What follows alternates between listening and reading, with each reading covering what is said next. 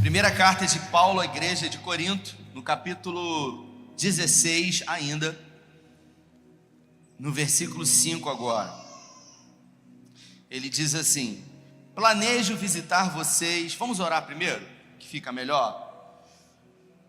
Pai, nós queremos te agradecer por esse dia, por esse último domingo de 2025 e pedir que nesse dia possa ser um dia de decisões de mudanças em áreas emocionais, em áreas espirituais, em áreas sentimentais, familiares, profissionais, financeiras, físicas, para a glória do teu nome. Que a tua palavra, que é viva e que é poderosa e que tem o poder de transformar a vida do homem, faça isso em nós, em nome de Jesus. Paulo fala: planejo visitar vocês depois de passar pelo norte da Grécia. E aí, a primeira coisa que me chama a atenção aqui nessa palavra é que Paulo diz planejo. Paulo, ele está numa viagem missionária que ele planejou, e no meio dessa viagem missionária, Paulo está planejando outras coisas. Então a primeira coisa que eu pergunto para você é: quais são os seus planos para 2026? Pode apagar as luzes aí, por favor, pessoal lá aí de cima aí. Quais são os seus planos para 2026? Pergunta para quem está do seu lado: quais são os seus planos para 2026? Porque Paulo estava fazendo planos. Paulo, ele havia planejado, programado uma viagem, e no meio dela, ele continua fazendo planos. Ele diz: planejo estar com vocês. E aí ele continua: planejo visitar vocês depois de passar pela Grécia. Não pretendo ficar muito tempo lá, mas pode ser que eu fique com vocês até passar o inverno. Ele fala: pode ser, não depende de mim. Eu estou planejando, eu estou me organizando. Então eu aprendo que mesmo as coisas não saindo do jeito que você gostaria, você precisa aprender a planejar a sua vida. Você precisa aprender a organizar as coisas. Você precisa aprender a colocar as prioridades que você tem. Porque quem não se planeja não se organiza. E a gente precisa entender isso, queridos.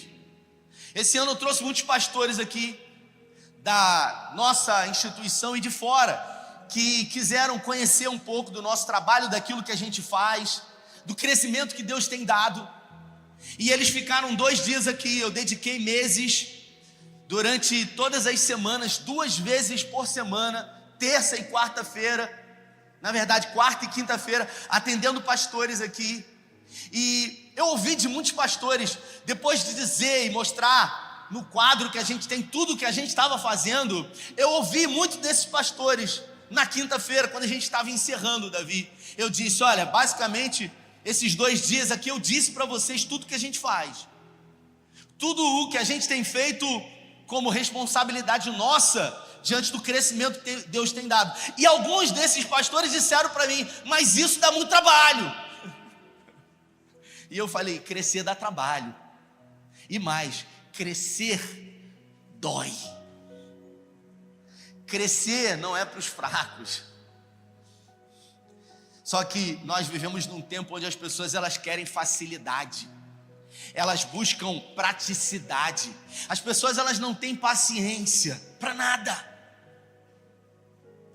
E a internet, ela traz para nós o imediatismo. A internet, ela traz para nós a ideia de que se você comprar um curso aqui agora, sua vida vai mudar. E você acredita. Saiu uma pesquisa: 70% dos cursos que são vendidos, 70% das pessoas que compram nem abrem os cursos. Por que compra? Porque de alguma forma foi atingida por um desejo de mudança sem nenhum tipo de esforço. 2026 não vai ser diferente, se você não entender que não tem a ver com Deus. E Paulo, ele traz para nós essa convicção, essa certeza. Ele fala: não quero visitá-los apenas de passagem, mas desejo demorar um bom tempo, se o Senhor assim quiser. Ele diz: Paulo, ele não usa Deus como desculpa para ele não fazer as coisas que ele quer. Porque Paulo poderia, eu queria tanto ter ido aí, mas eu estou numa correria, poxa, se Deus quiser em 2026 vai ser diferente. Não, Paulo ele começa dizendo, planejo estar com você, eu estou planejando, e eu estou planejando estar com vocês e ficar não somente um curto período de tempo, mas passar o inverno com vocês, porque eu quero muito estar com vocês, se assim o Senhor permitir. Ele não projeta a soberania de Deus como um impedimento dos planos dele. E tem muita gente que faz isso. Tem muita gente que responsabiliza de uma forma inconsciente a soberania de Deus. É gente que fica falando, se Deus quiser, 2026 vai ser diferente. Se for da vontade de Deus, se der tudo certo. Pergunta para a pessoa que está do seu lado, quem governa a sua vida? Pergunta, quem governa? Mas tem que responder. Quem governa a sua vida, José? Pergunta. Perguntou para ela respondeu. Aí a pessoa que está do lado respondeu assim, quem governa a minha vida é Deus. Quem governa a minha vida é Deus. Vamos abrir em Gênesis, não precisa abrir não. Gênesis no capítulo 1, diz assim, Deus disse, versículo 26, capítulo 1, versículo 26, façamos os seres humanos a nossa imagem. Ou seja, Deus não estava sozinho, a Trindade estava ali. Façamos, ele não diz, eu vou fazer. Ele diz, façamos o homem a nossa imagem e semelhança, de forma que reflitam a nossa natureza. Aí ele diz que o planejamento de Deus era fazer o homem conforme a natureza de Deus, para que sejam responsáveis pelos peixes do mar, pelos pássaros do ar, pelo gado e, é claro, por toda a terra, por todo animal que se move na terra. Deus os criou, os seres humanos, criou a semelhança de Deus, novamente ele fala, refletindo a natureza de Deus. Ele os criou macho e fêmea, e então os abençoou. E aí, Gênesis diz que quando Deus criou o homem, o abençoou. Isso quer dizer que você não vai ser abençoado em 2026. Porque o texto diz que você já foi abençoado em Gênesis, no capítulo 1. E tem gente que está esperando ser abençoado para a vida mudar. Mas o texto diz que você já foi abençoado. Aí você olha para o irmão do lado, ele decidiu mudar algumas coisas na vida dele, e a vida dele, por decisão dele, por ele entender que ele já foi abençoado por Deus, começaram a mudar. Aí você fala assim, estou esperando Deus me abençoar também. E aí, olha o que ele diz aqui. De manhã eu chamei o irmão da câmera para pegar aqui. Não precisa vir não. E então os abençoou e disse, cresçam, reproduzam-se, enchem a terra. E aí ele fala o seguinte, assumam o controle. Em cima, quando eu li a parte que diz,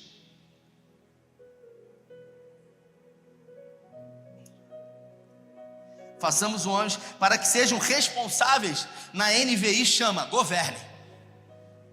No original, ele usa a expressão politiqueis, ou seja, governai. Então, aqui, Eugene Peterson, na tradução dele, diz que Gênesis 1, a partir do versículo 26, Deus declara, sejam responsáveis, assumam um controle, governem. Aí eu pergunto, quem está no controle da sua vida? Quem governa a sua vida? Aí você fala Deus, mas em Gênesis ele diz que quem tem que governar a sua vida é você. Não, quem tem que governar a minha vida é Deus. Não, quem tem que governar a sua vida é você. Ele é dono da sua vida. É diferente. Ele é dono. Agora, foi dado a você o arbítrio, o direito de decidir, de escolher. Você só veio aqui hoje porque você decidiu. Não foi porque Deus quis. Você decidiu. Porque na vida a gente só faz aquilo que a gente quer. Não tem nada mais forte que vontade, querido. A vontade, quando ela vem e ela é alimentada, você pode ter certeza, que o ser humano ele é capaz de fazer qualquer coisa. Então, aqui, Deus ele fala que nos deu uma unção de governo. Para governar o quê? A nossa vida. Então vamos voltar para o texto de Paulo.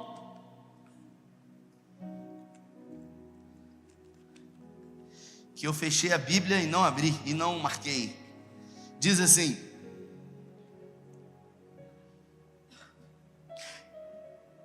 se o Senhor assim quiser, por enquanto permaneço aqui em Éfeso. Aí ele fala: eis que uma grande porta, diga uma grande porta, mais forte, uma grande porta. Paulo fala assim: eis que uma grande porta me foi aberta. Aí tem uma vírgula. Aí ele fala assim: Filipe, muitos adversários se levantaram. Você sabe o que Paulo está falando? Paulo estava em Éfeso, plantando uma igreja, e ele escreve essa carta à igreja de Corinto, que não tinha nada a ver com isso, e ele está dizendo para Corinto: ó, eu estou aqui em Éfeso, quero ir para vocês, recolham oferta aí para a gente mandar para Jerusalém. Ele está planejando a vida dele. Aí ele fala: eu estou aqui, mas uma grande porta me foi aberta, e muitos adversários se levantaram. Ele queria passar para a Macedônia. Para quê? O que ele ia fazer na Macedônia? Ele queria pregar em Tessalônica e em Filipe. Ele queria continuar pregando o evangelho, só que ele foi impedido de ir. Mas de repente uma grande porta foi aberta para ele, mas adversários, opositores se levantaram. Aí Paulo disse: eu acho que não é da vontade de Deus. Tem gente que é assim. Eu conto a história, Davi. Um dia eu atendi uma pessoa na minha sala, a pessoa veio conversar comigo, e aí de repente a pessoa começou a tossir. Aí eu dei uma água. Eu acho que não é de Deus para falar. Eu falei: acho que você está na religião errada, meu irmão. Você tem que ir para outra religião. Porque esse negócio de sincretismo, esse negócio de conspiração, de acreditar em coisas místicas, você tem que entender que porta que Deus abre, adversários também se levantam. Pergunta para quem está do seu lado: o que na sua vida foi fácil até hoje? Pergunta: o que foi fácil? E aí agora você quer dizer para mim que 2026 vai ser fácil? Quero profetizar sobre a sua vida, que eis que uma grande porta está sendo aberta sobre a sua vida. Sabe que porta é essa? O ano de 2026. Mas muitos adversários vão se levantar em 2026. Não vai ser fácil, mas vai ser possível. Porta que Deus abre, inevitavelmente adversários se levantam. E às vezes adversários são de fora, e às vezes os adversários são de dentro, como a Bíblia fala que os inimigos do homem são da própria casa, muitas vezes. Mas tudo tem a ver com você decidir permanecer, a despeito daquilo que tem se levantado contra você. E aí eu pergunto para você: quem são os seus adversários? Quem são os seus inimigos? No Salmo 110, no versículo 2, Davi, ele diz, ele está transcrevendo sobre o Messias. E aí Davi, ele fala no versículo 2, no final do versículo 2: governe na presença dos seus inimigos. O Eugene Peterson, ele fala: governe no meio dos seus inimigos. Davi, no Salmo 102, no versículo 2, ele traz para nós a ideia de governo, do Gênesis, de assumir o controle. E aí eu pergunto para você: se Davi, ele fala que nós devemos governar na presença dos nossos inimigos, e governar quer dizer prevalecer na presença deles, quem são os seus inimigos? O seu inimigo é o medo. Se o seu inimigo é o medo, você precisa governar na presença do medo. Não é longe do medo. Se os seus inimigos são os traumas da sua vida até aqui, você precisa se levantar e decidir governar diante dos traumas que você viveu. Se os seus inimigos são os seus erros que você não se perdoa, você precisa decidir se levantar, se perdoar e governar na presença, no meio dos seus medos. Se os seus inimigos são pecados de estimação, que você decidiu carregar para a sua vida. Você vai ter que tomar decisões e renúncias e governar em meio a esses pecados de estimação. Profetizando 2026. 2026 não vai ser diferente, porque o ano vai mudar de uma quarta-feira 23h59 para uma quinta-feira 24 ou 00. O ano não vai mudar a sua vida, porque o calendário vai mudar. Eu quero abrir um parênteses na mensagem, senão eu vou esquecer. Nós teremos 2 cultos de virada, 2 cultos tradicionais. O primeiro, 9 da manhã, de 9 ao meio-dia, na quarta-feira. E o segundo, 21 horas. Não vamos fazer inscrições. Nos outros anos fazíamos inscrições, esse ano a gente não vai fazer. Quem chegar cedo vai entrar, vai sentar, tem 1000 lugares, vai participar. Quem não chegar fica na escada. A igreja na parte da manhã é escura, parece que está de noite, e a gente reproduz exatamente o culto da mesma maneira. A gente faz um momento de oração profético, de joelhos, e você é nosso convidado. 21 ou 9 da manhã. Então, a sua vida e a minha vida não vai mudar simplesmente porque eu quero que ela mude. Há poder na palavra, sim, há poder na palavra quando ela traz junto com ela um posicionamento, uma decisão, atitude, porque a Bíblia fala que sem fé é impossível agradar a Deus, mas a fé sem obras, ela é o quê? Ela é morta. Então não adianta só ter fé, querido, porque até os diabos, eles acreditam, eles têm fé, eles estremecem diante do nome de Jesus. É preciso ter atitude, diga atitude, porque não tem a ver com quantas vezes a sua mão foi erguida, não tem a ver com quantas vezes você recebeu coroa sobre a sua cabeça. Eu falei no início desse culto que vencedores não são pessoas que recebem a coroa, vencedores são pessoas que decidiram sair de onde estavam e acreditar que era possível. Assim como perdedores não são pessoas que não conseguem chegar lá, perdedores são as pessoas que nem tentaram. Eu nem ia correr essa corrida virada, e aí eu fui num treino lá com o Railan, e aí de repente ele foi e falou: você quer correr? Eu vou te dar uma inscrição. Aí eu falei: poxa, então eu vou 6 horas da manhã, a gente vai ter 2 cultos aqui ainda. E eu falei: cara, eu vou. Por quê? Vai ser a última corrida do ano. Vai mudar o que na minha vida? Não vai mudar nada, porque eu já decidi que a mudança acontece todos os dias. O John Maxwell diz que o sucesso, ele acontece na vida do ser humano no ordinário. É na segunda, é na terça. É quando você decide permanecer em decisões pequenas de mudança na sua vida. São quando você decide transformar os hábitos que você tem. Sabe? É gente que está engajada consigo mesmo. É gente que não promete para os outros, que não cobra. Não, eu vou prometer para Deus. Ele não vai te cobrar. Você tem que prometer para você. E tem um exercício que eu já faço há alguns anos na minha vida, Zeca, que às vezes eu entro no banheiro, e eu olho no espelho, e eu, sabe, Josias, eu me olho no espelho e eu converso comigo mesmo. Eu falo assim: aí, rapaz, até quando, Rafael, você vai ficar tolerando isso? Até quando, cara? Essa situação você não vai mudar na sua vida? E ali eu tenho uma conversa franca comigo mesmo, cara. Até quando você vai tolerar isso na sua vida? Quando que você vai dar um basta nisso? Se você não tiver condições de ter essa conversa com você em algum momento, quando que a sua vida vai mudar? Se você não planeja, se você não organiza. Estava numa reunião com os pastores e eu comecei a mostrar os números para eles. Eu sou coordenador das filiais. Aí eu mostrei os gráficos dos números. Aí ele falou: pô, mas isso aqui não é uma empresa. Eu falei: não, não é uma empresa, mas os números vão revelar onde que você está errando. Você entende a visão pequena de sempre projetar para Deus as coisas da sua vida? Não, se Deus quiser. O desejo de Deus, querido, é que os seus filhos sejam prósperos na terra. O desejo de Deus é que os seus filhos sejam fecundos na terra, está no Gênesis. O desejo de Deus é que os seus filhos governem, porque ou você governa ou você vai ser governado, ou você influencia ou você é influenciado.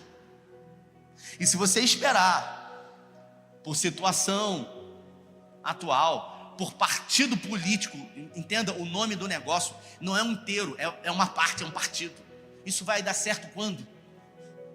Agora, quando você entende que a sua vida, ela não segue os governos humanos, e sim os governos dos céus, porque você não é cidadão da terra, você é cidadão dos céus.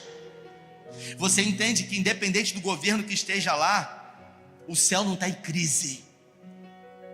E ainda que a terra esteja em crise, crise é lugar de oportunidades. Oportunidade não só para ser abençoado, mas oportunidade para abençoar. Abençoar. Porque eu sou abençoado quando eu abençoo.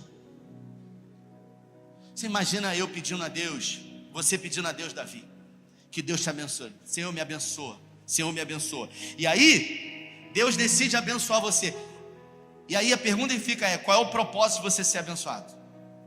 Por Deus. Não, o propósito de eu ser abençoado por Deus é que Deus me abençoe, ponto. Não, isso não é um propósito do reino de Deus.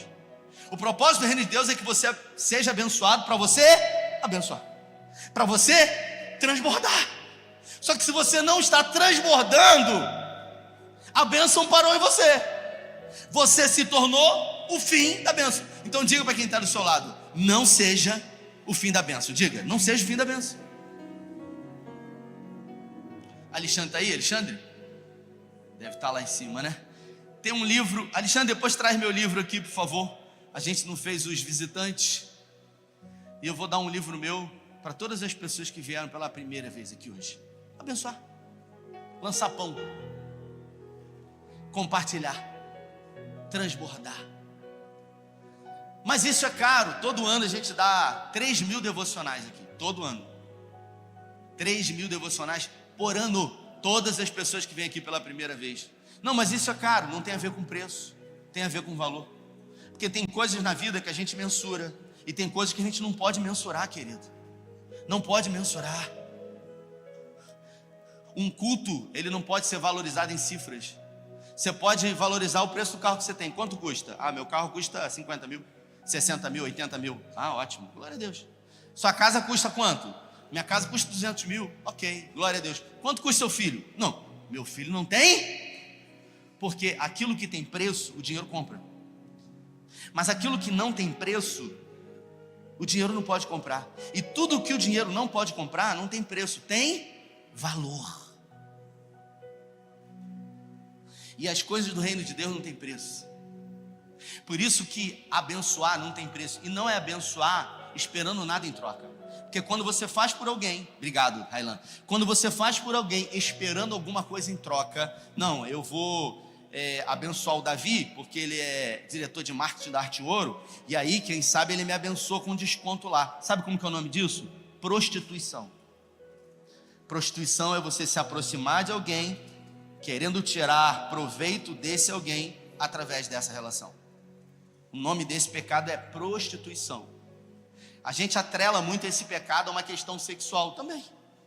Mas quando eu me aproximo de alguém, querendo tirar algum proveito disso, eu estou me prostituindo. Agora, a generosidade verdadeira é quando você faz por alguém que jamais saberá. É quando você lança o pão sobre alguém que jamais vai saber que foi você.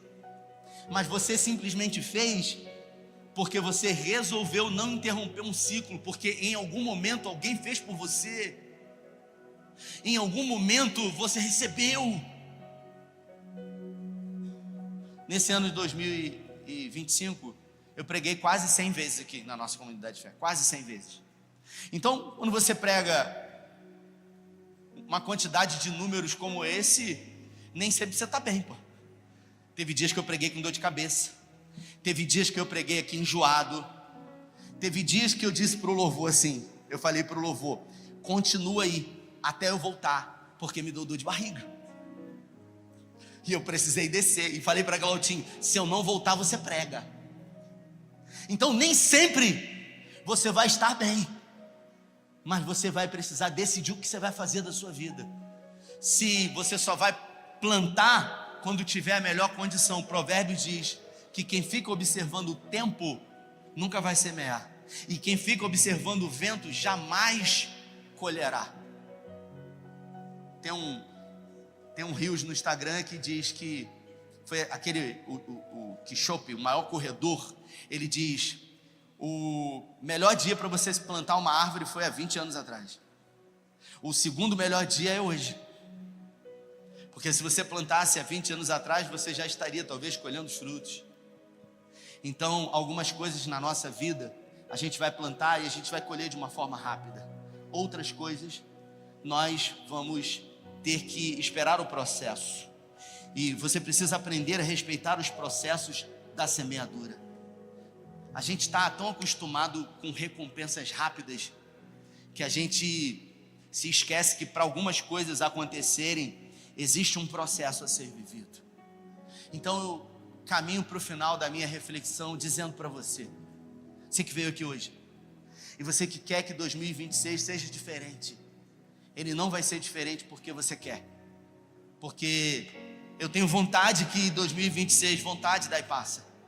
Agora, ele vai ser diferente se você decidir não somente ser um espectador, um coadjuvante, mas um ator principal na história da sua vida. Deus, ele é dono da sua vida, mas ele não vai viver sua vida.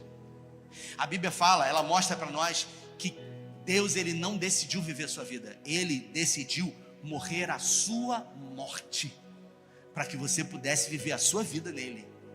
Então que a nossa vida em 2026 possa ser vivida nele, perdoando as ofensas, perdoando a nós mesmos, ressignificando o passado. A última vez que eu viajei, eu comprei um telefone celular novo, porque o meu telefone, ele estava cheio, e não era um telefone ruim. E aí, eu já tinha pago aquela nuvem para colocar as coisas lá, Davi. E aí, eu percebi que mesmo pagando para botar na nuvem, estava cheio de coisas lá. Aí teve um momento que eu fui lá, e eu apaguei o ano 2018, para ocupar espaço. Aí eu falei assim, cara, eu vivo batendo fotos e fazendo vídeo de coisas desde 2016. E você sabe quantas vezes eu fui acessar 2016, 2017, 2018, 2019? Eu nunca fui lá. Então quantas vezes eu deixo de viver para ficar registrando, para ficar reservando, para ficar guardando e pagando uma coisa que eu nunca vou ver? Não seria melhor eu eternizar esse momento na minha mente? Tem um frame no Instagram de dois fotógrafos, e aí eles estão numa cena que a gente não sabe qual é, mas eles estão num momento assim, num ápice, que está acontecendo, e aí um está com a câmera e o outro está do lado, e aí o que está do lado está vendo o que está com a câmera, e ele está olhando pela câmera, e aí ele levanta a cabeça e ele começa a olhar, e aí o outro fala assim, você não vai bater, você não vai registrar? Aí ele fala, às vezes eu não bato, às vezes eu eternizo na minha mente. Porque se a gente bater, a gente fica mais 40 minutos escolhendo a melhor frase, o melhor texto para postar, a melhor música para colocar na internet, e a gente salva na nuvem e a gente nunca vai ter acesso àquilo. A gente se tornou acumulador de tudo, inclusive de momentos que não vão ser visitados novamente. Eu acho que a gente tem que voltar à essência. E voltar à essência é decidir viver. Decidir viver de forma simples. Decidir viver de forma humana. Porque a gente precisa ser mais humano. Decidir viver de uma forma mais objetiva. Sabe? E a gente aprende muito com as crianças do Terra Fértil, Fonseca desceu. São crianças que não têm nada, mas são crianças que têm a capacidade de brincar como nenhuma outra criança, mesmo não tendo nada, porque elas não precisam de muita coisa para serem felizes. Sabe o que elas precisam? Viver. E talvez a gente precisa voltar a ser como criança.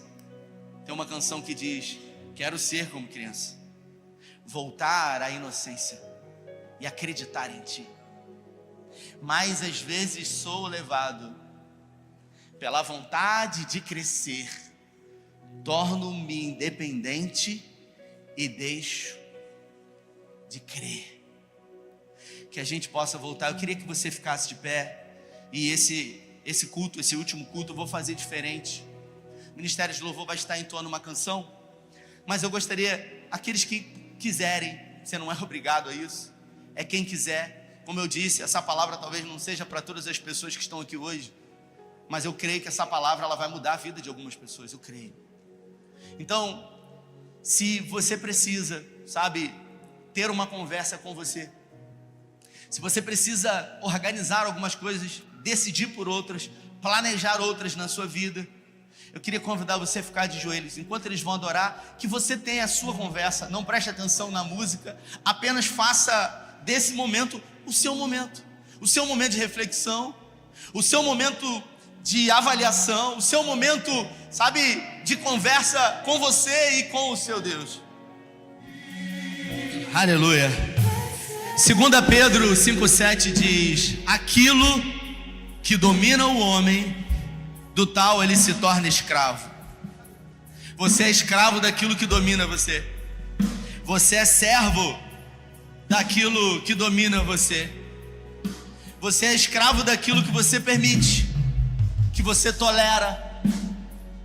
Porque a partir do momento em que você tomar uma atitude, uma decisão, a partir do momento em que você acreditar em você, que você pode todas as coisas, naquele que te fortalece. Foi Paulo que escreveu isso.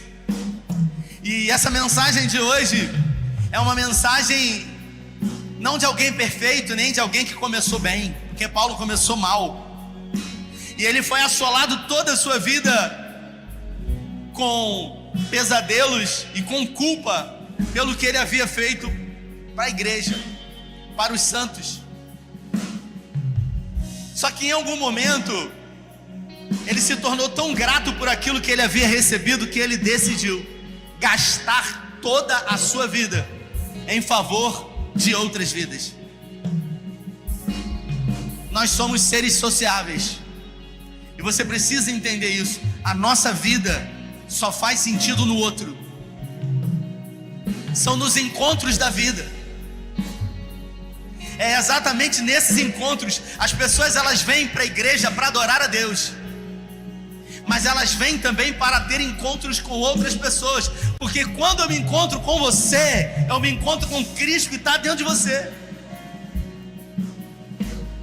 Então que em 2026 você decida ser escravo da graça, do amor, da paz, da generosidade, do favor de Deus, e não de coisas materiais que roubam a nossa vida, que nos fazem perder o foco daquilo que é essencial. Porque a vida, ela passa, e nós só temos uma vida, e dependendo da forma como nós gastamos a nossa vida, nós seremos eternamente lembrados pelos encontros que tivemos na vida de outras pessoas, ou simplesmente esquecidos por termos vivido de uma forma egoísta.